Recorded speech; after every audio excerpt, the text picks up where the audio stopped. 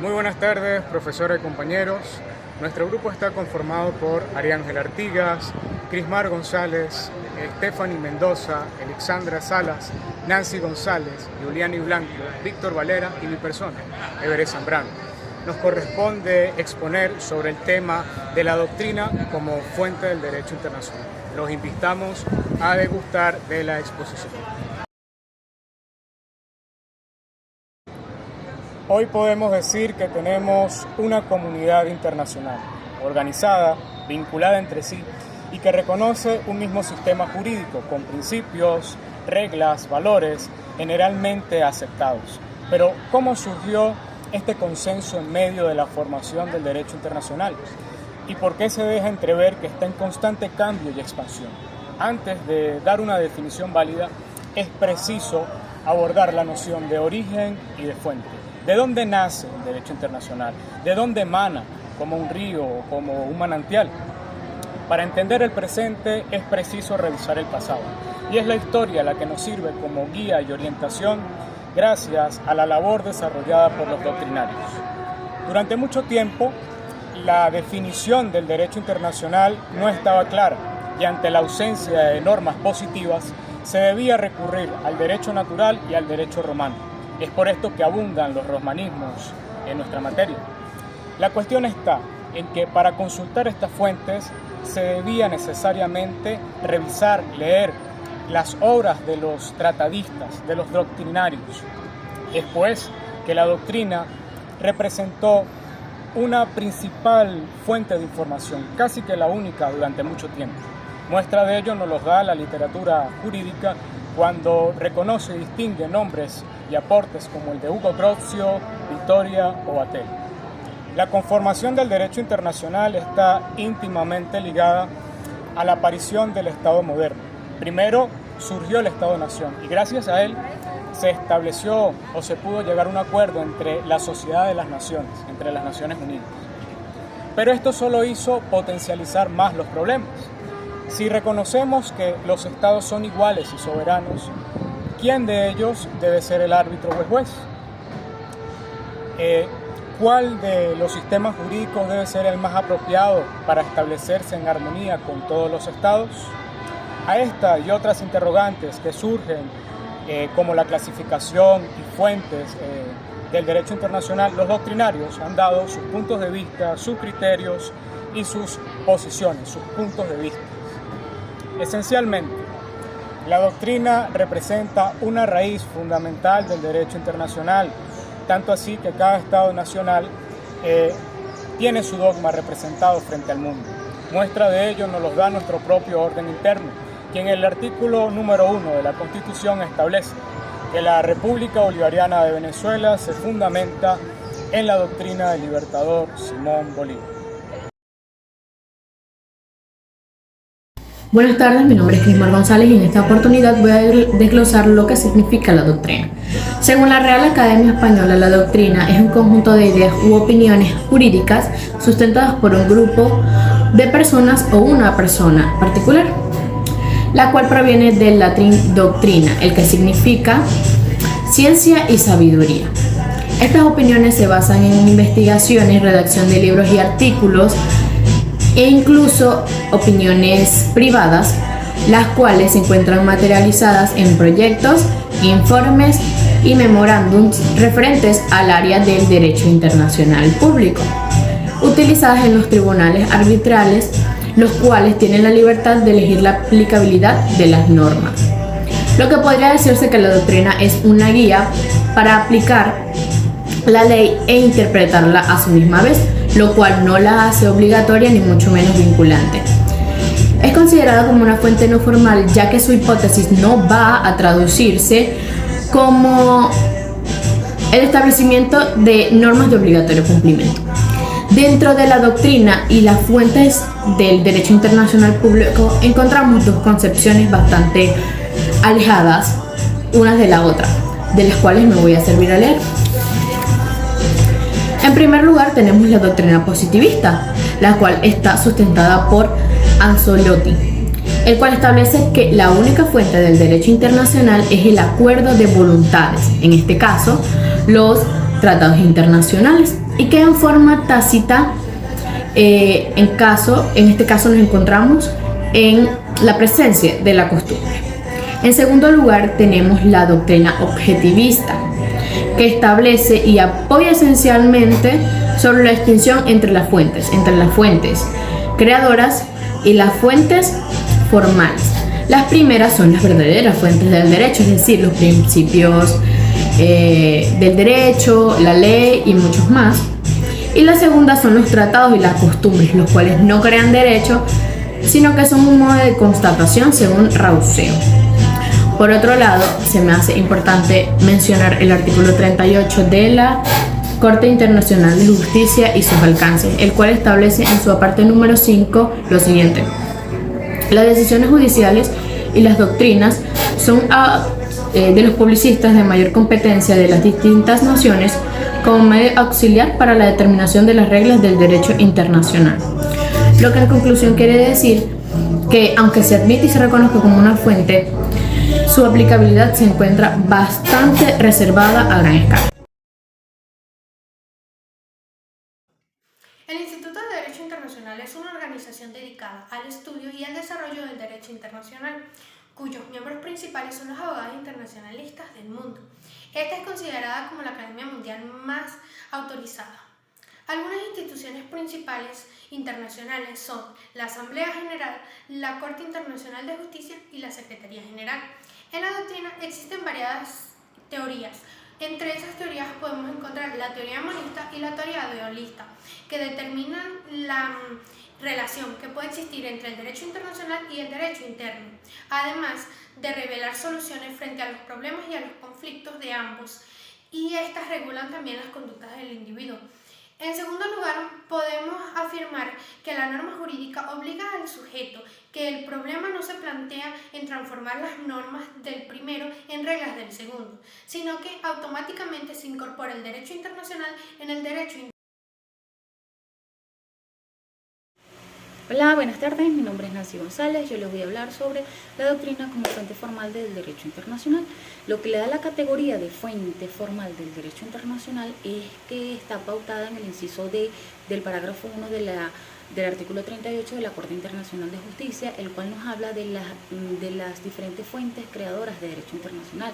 El parágrafo 1 nos cita literalmente que la Corte, cuya función es decidir conforme al derecho internacional las controversias que le sean sometidas, deberá aplicar, en el inciso D, las decisiones judiciales y las doctrinas de los diferentes publicistas con mayor competencia en las diferentes naciones o los diferentes estados, como un medio auxiliar para la determinación de las reglas de derecho.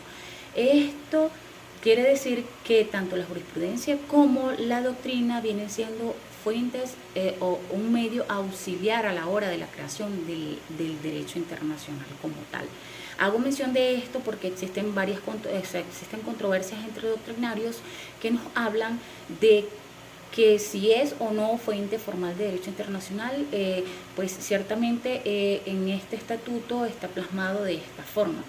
Lo que le da ese carácter de derecho a las normas creadas por este es que están insertas en un tratado general en la Carta de las Naciones Unidas, ¿sabes? Y entonces ellos tienen este convenio tiene la aceptación de la mayoría de los países, de los Estados miembros, ¿verdad? Entonces, esto le da ese carácter de derecho a las normas creadas a través de el estatuto de la Corte Internacional de Justicia. Sin más que decir, muchas gracias.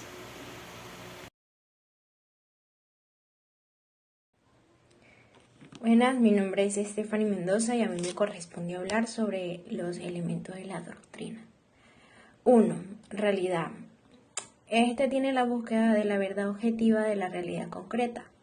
2. Conocimiento. Capta un aspecto de la realidad. 3. Teorías. Sistema de saber generalizado. 4. Principios. enunciados de alta generalización y total aceptación de las disciplinas que componen la doctrina. 5. Medio social. Parte de la realidad que posee características peculiares en la realidad donde se desenvuelve la labor, donde existen los delitos, faltas y contravenciones. 6. Programas de acción. Objetivos y elementos dinámicos de la doctrina señalan en forma precisa la acción que debe realizarse utilizando los medios a su alcance. 7. Metodología. El método es una serie ordenada de los medios con el que el hombre busca la verdad y tiene que estar adaptada a la ciencia que se investiga, o sea, conocer puntos de mira hacia el objeto. 8. Valores. Contribuye a la fortaleza, la autoestima, cohesión y determinación del comportamiento en la estructura axiológica o valorativa, donde la práctica de los valores morales fomenta la práctica de las virtudes a base del progreso material y espiritual de la organización. 9. Finalidad. Este tiene como propósitos ideas que aspiran a calzar la doctrina, elemento fundamental de la doctrina, justamente con los valores éticos. Gracias. Buenos días, mi nombre es Juliani Blanco. Los autores que tienen capacidad para crear doctrina jurídica se les otorga la denominación de doctrinario, jurisconsulto y jurista. La enseñanza de los publicistas. Pues la doctrina no es otra cosa que las opiniones, estudios y tratados de los jurisconsultos, que son los estudiosos del derecho, quienes interpretan y aplican sus estudios en el ámbito jurídico. El término publicista se refiere al jurista especializado en materia de derecho público. Este es un escritor o periodista especialista en esta rama jurídica. Los especialistas en derecho público internacional han vertido sus autorizadas opiniones por escrito, tanto en obras como en trabajos manuscritos. Entonces, doctrina es igual a trabajo de investigadores mediante proyectos, informes y manuscritos. Entonces, un estudioso es el que ejercita su entendimiento y realiza trabajos con esfuerzo y les da la determinación de ser autores. Los juristas es aquella persona que se dedica al derecho de forma profesional. Ellos son autores y sus enseñanzas nos dan una guía de cómo resolver una situación o posibles soluciones. Este nombre de jurista nació en la antigua Roma. En la actualidad, las opiniones de los juristas se tornan en un ámbito moral, tanto o más fuerte, siempre y cuando tenga prestigio el doctrinario. Y doctrinario es la persona que defiende rígidamente una doctrina, una opinión, o en el medio en el que el jurista dio su argumento, ya sea en un libro, la interpretación de una ley, y tiene como fin velar por la correcta interpretación de las leyes. Eso es un doctrinario. Los juristas tenemos a Domiciano, que es aquel jurista de la antigua Roma, donde su pensamiento era sobre la justicia, de darle a cada quien lo que merece. Tenemos también a César Beccaria, que es aquel jurista italiano que inspiró el derecho penal. Tenemos a Hans Kelsen, que es aquel jurista austriaco que define y defiende el Estado democrático y su pensamiento internacionalista. Tenemos a Carl Schmitt, que es aquel jurista alemán, donde su pensamiento abarca lo que es el derecho internacional, donde su trabajo fue en proponer una sistematización que haga más inteligente el pensamiento jurídico internacional. Este considera que la definición de lo político es un arma de lucha, puesto que desde la visión tiene lo que es liberal, una visión liberal y a incentivar a la sociedad en las consecuencias de la práctica política. Tenemos a otro doctrinario internacional que es el jurista Francisco de Vitoria, que fue el creador de la teoría ius naturalista, que es el derecho natural, donde su doctrina es ética y jurídica. Él fundamenta lo que son los derechos en la naturaleza humana, esto en el ámbito jurídico. Víctor Valera, le estaré hablando de las escuelas jurídicas o la controversia entre la doctrina. Estas constituyen escuelas del pensamiento jurídico a todas aquellas doctrinas que, aunque emitidas airadamente, propugnan sobre un mismo enfoque el objeto de estudio en la ciencia jurídica. A continuación las siguientes. 1. El formalismo jurídico consiste en la aplicación de reglas persistentes fácilmente determinadas por el buen juez a través del examen de la letra de la Constitución, como ejemplo las leyes y los precedentes establecidos. 2. El realismo jurídico.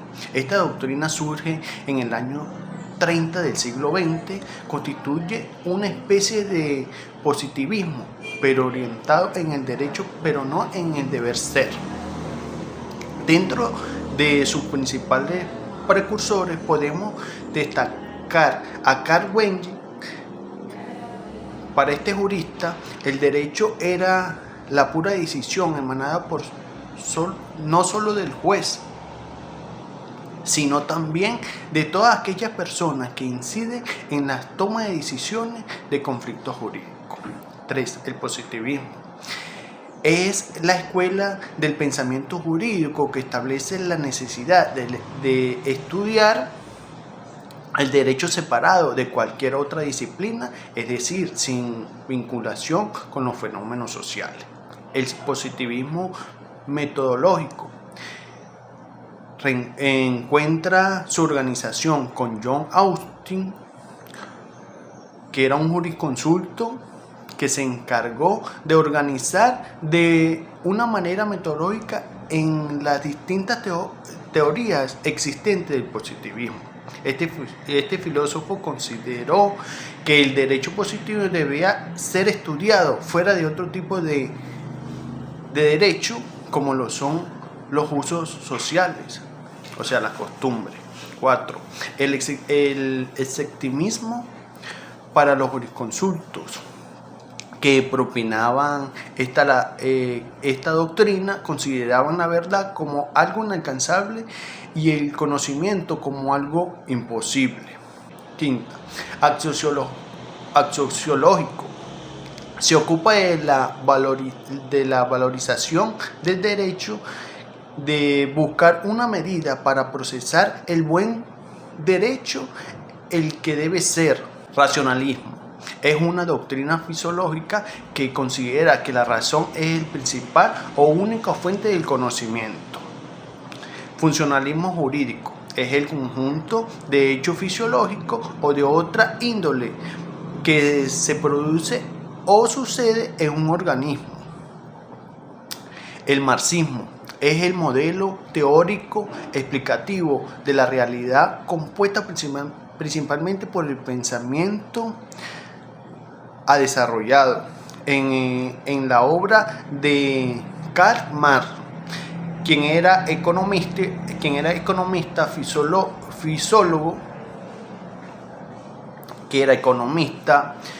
filósofo y periodista.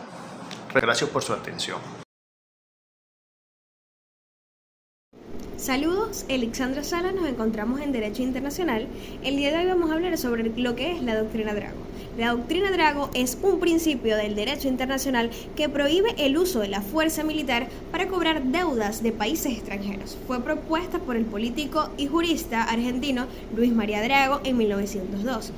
Fue una respuesta a la intervención de Alemania, Italia y Reino Unido en Venezuela para cobrar deudas impagas. La doctrina Drago establece que las deudas entre países deben resolverse a través de medios pacíficos y diplomáticos y que el uso de la fuerza para cobrar deudas es ilegal y contrario a lo que es el derecho internacional. En otras palabras, se prohíbe la coacción militar como método para asegurar el pago de deudas internacionales. Para profundizar lo que es la doctrina Drago, esta fue aplicada en el caso de Venezuela durante el gobierno de Cipriano Castro a principios del siglo XX. En 1902, Castro se negó a pagar deudas que Venezuela tenía con países europeos, lo que lo llevó a la intervención de Alemania, Italia y Reino Unido. En respuesta a esta intervención, Luis María Drago propuso su doctrina para prohibir el uso de la fuerza militar para cobrar deudas internacionales. La doctrina Drago fue un elemento clave para la protección de la integridad territorial frente a potencias europeas. Aunque en ese momento no fue aceptada por todos los países, esta sentó las bases para el respeto del derecho internacional en lo que respecta al cobro de las deudas internacionales.